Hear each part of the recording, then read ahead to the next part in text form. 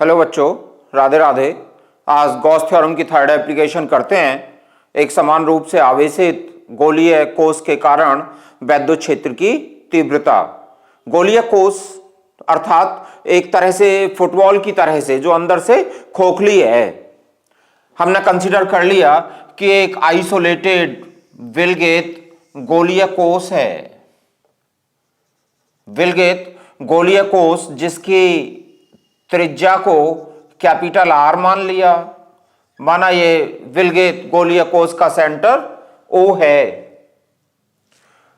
इस कोष पर आवेश प्लस क्यू एक समान रूप से वितरित है। धन आवेश प्लस क्यू गोलीय कोष के पृष्ठ पर एक समान रूप से वितरित है।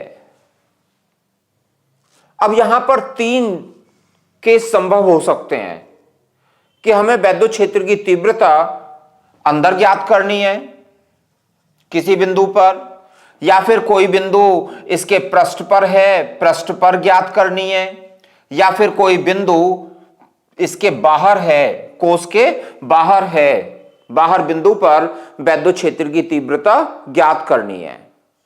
सबसे पहले हम पहला केस लेते हैं। फर्स्ट केस बाह्य बिंदु पर ज्ञात करते हैं। बाह्य बिंदु को हमने नाम दे दिया P, जैसे कि बाह्य बिंदु P पर वैद्युत क्षेत्र की तीव्रता। बाह्य बिंदु P पर वैद्युत क्षेत्र की तीव्रता क्या होगी? बाह्य बिंदु P पर वैद्युत क्षेत्र की तीव्रता ज्ञात करने के लिए बिंदु P से होकर गुजरने वाला एक गोलीय गॉसियन पृष्ठ खींचते हैं। माना बिंदु O से P की डिस्टेंस स्मॉल r है, तो स्मॉल r कैसा होगा? कैपिटल R से बड़ा होगा। कैपिटल R क्या है? विलगित गोलीय कोष की त्रिज्या है। तो बाह्य बिंदुओं के लिए small r greater than capital R होगा। बिंदु P पर वैद्युत क्षेत्र की तीव्रता ज्ञात करने के लिए बिंदु P से होकर गुजरने वाला एक गॉसियन पृष्ठ खींच लिया। गोलीय गॉसियन पृष्ठ, बिंदु O को केंद्र मानकर एक गोलीय पृष्ठ खींच लिया। इस गॉसियन पृष्ठ के सभी बिंदुओं पर धनावेश सिमेट्रिक रूप से वितरित है। तो इस पृष्ठ के सभी बिंदुओं पर वैद्युत क्षेत्र E की तीव्रता समान होगी। और दिशा किधर होगी? दिशा त्रिज्या के अनुदेश बाहर की ओर होगी। यदि बिंदु यहां लिया होता तो वैद्युत क्षेत्र की तीव्रता की दिशा त्रिज्या के अनुदेश बाहर की ओर होगी। मान सभी पर समान रहेगा क्योंकि आवेश सिमेट्रिक रूप से वितरित है। तो इस पृष्ठ के सभी बिंदुओं पर वैद्युत क्षेत्र की तीव्रता का मान समान रहेगा और दिशा कैसी होगी? रेडियली आउटवर्ड, त्रिज्या के अनुदेश होगी, बाहर की ओर होगी, धनावेश है। बिंदु P पर हमें वैद्युत क्षेत्र की तीव्रता ज्ञात करनी है। इसके लिए बिंदु P के चारों ओर पृष्ठ पर एक क्षेत्रफल अवयव, लघु क्षेत्रफल अवयव dA कंसीडर करते हैं।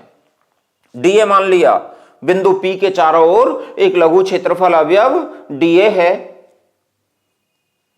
इस dA पर क्षेत्रफल वेक्टर dA वेक्टर की दिशा क्या होगी? ये तुम जानते हो, बाहर की ओर खींचे गए अभिलंब के अनुदेश होती है। तो बाहर की ओर लंब खींच लिया, इसके अनुदेश dA वेक्टर की दिशा होगी। बिंदु P पर या क्षेत्रफल अवयव dA पर E वेक्टर और dA वेक्टर दोनों एक ही दिशा में हैं। तो इस क्षेत्रफल अवयव से होकर जाने वाला वैद्युत फ्लक्स क्या होगा? क्षेत्रफल अवयव dA से होकर गुजरने वाला वैद्युत फ्लक्स डी फाई ई मान लिया, कितना होगा, ये तो ई vector dot D A vector होगा। ई वेक्टर और डी ए वेक्टर दोनों एक ही दिशा में हैं, तो इन दोनों के बीच का एंगल कितना हो गया, 0। ई वेक्टर व डी ए वेक्टर एक ही दिशा में हैं, अतः इनके बीच कोण कितना हुआ, इनके बीच कोण 0 डिग्री होगा, एक ही दिशा में है। तो डी फाई कितना हो गया, ई डी ए कॉस थीटा कॉस 0, और कॉस 0 कितना होता है, ये तो 1 होता है। तो इस क्षेत्रफल अवयव से होकर गुजरने वाले वैद्युत फ्लक्स का मान कितना आ गया, ई डी ए। अब इस संपूर्ण गॉसियन पृष्ठ से होकर कितना फ्लक्स गुजरेगा, तो संपूर्ण गॉसियन पृष्ठ से होकर गुजरने वाला वैद्युत फ्लक्स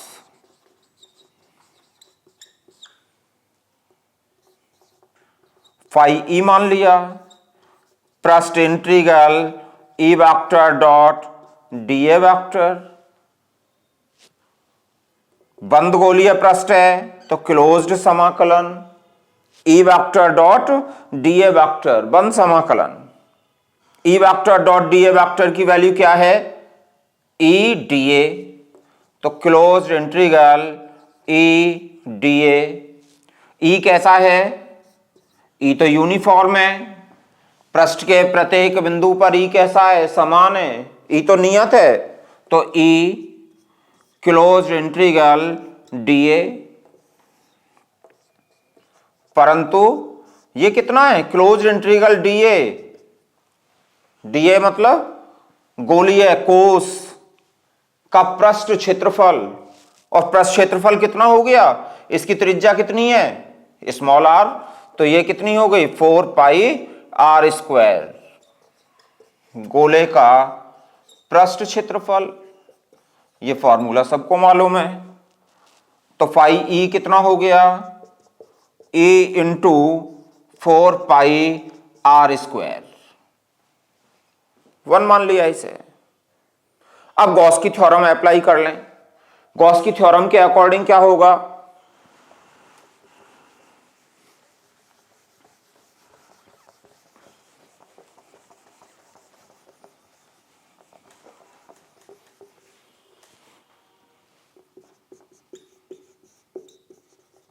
गॉस के प्रमेय के अनुसार फाई कितना होगा, ये तो क्यू बाई एप्सिलॉन नॉट होगा, जहां क्यू क्या है, पृष्ठ द्वारा परिबद्ध आवेश। यहां भी कितना है, ये गॉसियन पृष्ठ है, और इस पृष्ठ के भीतर कितना आवेश कोश के पृष्ठ पर वितरित है, प्लस क्यू वितरित है। तो इस गॉसियन पृष्ठ के भीतर आवेश कितना हो गया, क्यू, तो ये हो गया क्यू अपॉन एप्सिलॉन नॉट, जहां क्यू पृष्ठ द्वारा परिबद्ध आवेश है। अतः दोनों का कंपेयर कर लो, E into 4 pi R square equals to क्या आ गया, क्यू बाई एप्सिलॉन नॉट। यहां से E की वैल्यू ज्ञात कर लें।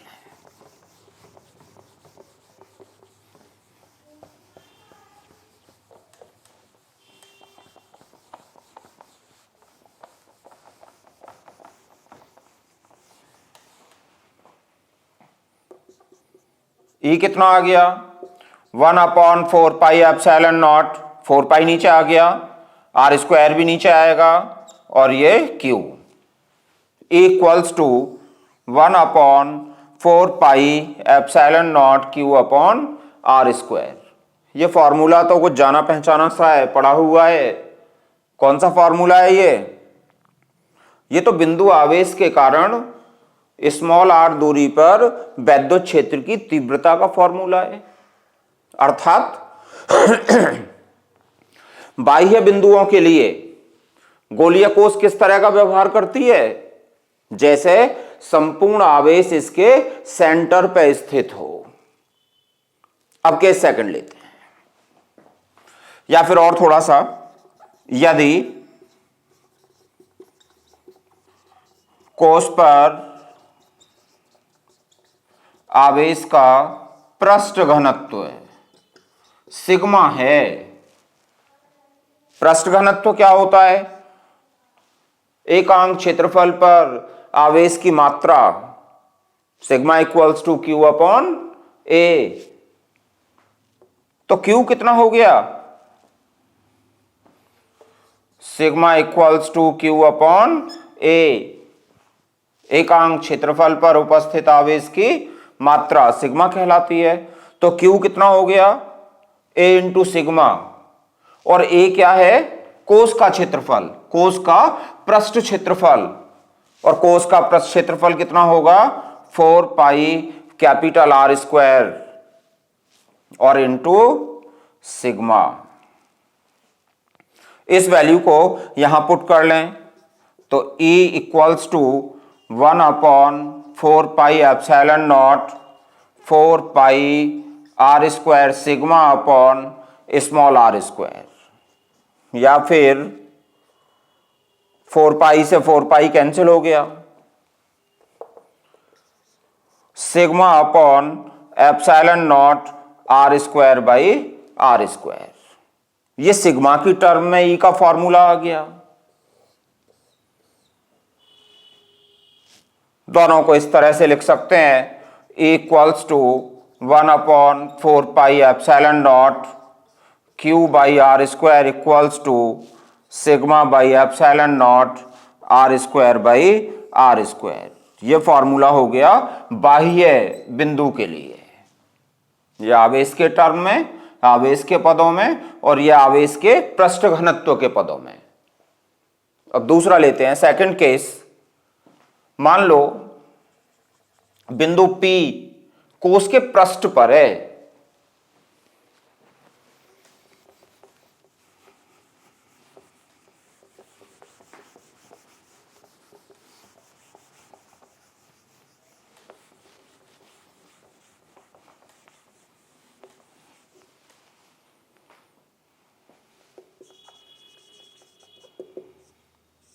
केस सेकंड, यदि बिंदु P कोष के पृष्ठ पर है। पृष्ठ पर होने का अर्थ क्या है? कि स्मॉल आर और कैपिटल आर दोनों बराबर हो जाएंगे। स्मॉल आर और कैपिटल आर बिंदु अगर यहां होगा तो ये तो पृष्ठ पे, पृष्ठ का अर्थ हो गया कि इसकी त्रिज्या के बराबर डिस्टेंस हो गई। स्मॉल आर बराबर कैपिटल आर, तब ई की वैल्यू क्या होगी? पृष्ठ पर इसी फॉर्मूले में पुट कर लें तो 1 upon 4 pi epsilon not Q by R square, या फिर इसमें पुट करें स्मॉल आर की जगह कैपिटल आर, तो क्या होगा? Sigma by epsilon not. यह वैल्यू होगी पृष्ठ पर। अब मान लो कोई बिंदु इनसाइड है, तब इनसाइड क्या होगा?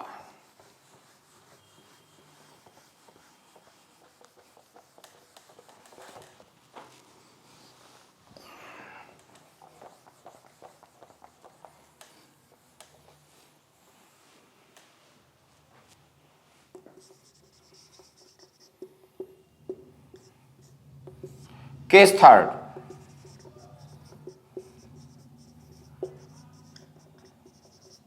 आंतरिक बिंदु, कोई अंदर की साइड ये बिंदु ले लिया तुमने P डैश, तो आंतरिक बिंदु P डैश पर।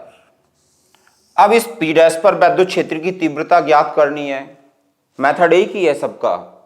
जिस बिंदु पर विद्युत क्षेत्र की तीव्रता ज्ञात करनी है उससे होकर गुजरने वाला गॉसियन पृष्ठ खींच लो। तो यहां पर P डैश से होकर गुजरने वाला एक गॉसियन पृष्ठ खींच लेते हैं।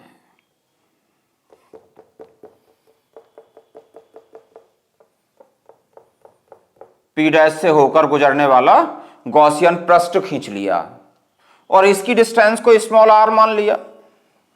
आंतरिक बिंदु का अर्थ हो गया कि स्मॉल आर कैपिटल आर से कम है, इनसाइड है इस बार बिंदु। और फिर सेम मेथड फॉलो करें कि इसके चारों ओर एक अवयव कंसीडर कर लें। इस पर E vector D A vector दोनों एक ही दिशा में होंगे। कितना आ जाएगा? e इंटू 4πr², जैसा फर्स्ट केस में किया है। अब गॉस की थ्योरम को अप्लाई करें। कोस के इनसाइड चार्ज कितना है? कोस के अंदर आवेश कितना है?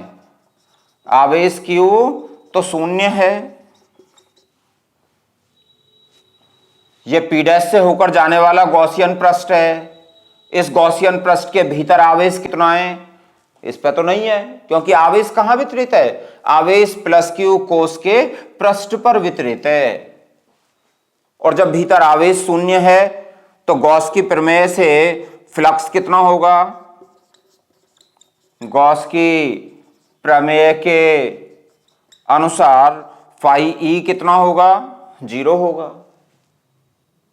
और वैसे फाई E कितना होगा? यदि हम यहां एक बिंदु P डैश के चारों ओर एक क्षेत्रफल अवयव dA कंसीडर करें तो कितना होगा?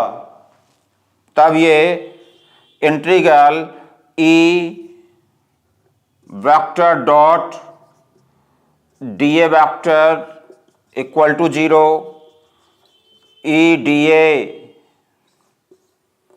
इक्वल टू 0, E तो यूनिफॉर्म होगा, क्लोज इंटीग्रल dA 0, या E into 4πr² equals to 0, या फिर E इक्वल टू 0। अर्थात आवेशित गोलीय कोश के भीतर विद्युत क्षेत्र कितना होता है? 0। तो आवेशित गोलीय कोश के भीतर विद्युत क्षेत्र 0 होता है। पृष्ठ पर कितना है? 1/4πε0Q/r²। अंदर 0 है। और बाह्य बिंदुओं पे क्या है? 1/4πε0Q/r²। यानी जैसे ही हम पृष्ठ से आगे बढ़ेंगे तो E की वैल्यू दूरी के वर्ग के व्युत्क्रमानुपात में घटती जाएगी और तेजी से घटेगी। ग्राफ भी बना सकते हैं हम, तो ग्राफ बनाएं आप।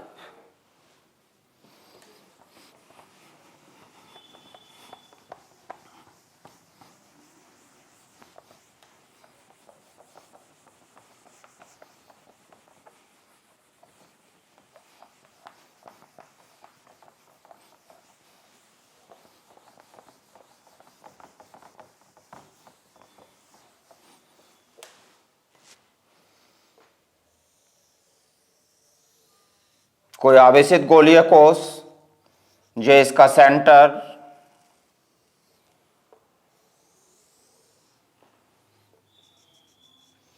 त्रिज्या कैपिटल R, आवेश +Q कोश के पृष्ठ पर एक समान रूप से वितरित है। सेंटर पर विद्युत क्षेत्र की तीव्रता कितनी है? 0।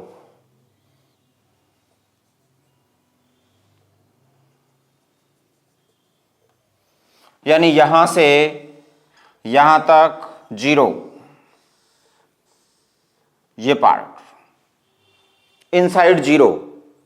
जैसे ही हम पृष्ठ पे आए तो स्मॉल r की वैल्यू कितनी हो गई?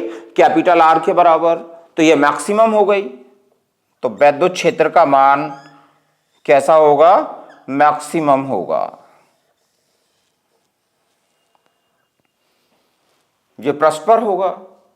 और जैसे ही हम पृष्ठ से बाहर निकलेंगे तो दूरी के वर्ग के व्युत्क्रमानुपात में तेजी से घटता है।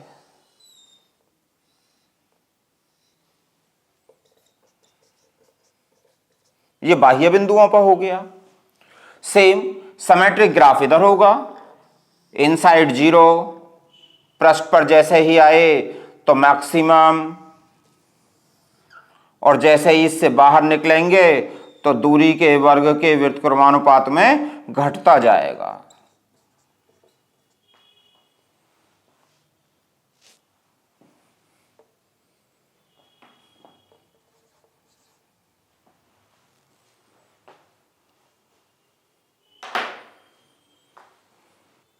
आज के लिए इतना ही। नेक्स्ट लेक्चर में करेंगे गॉस के प्रमेय से कूलाम के नियम का निगमन। Thank you.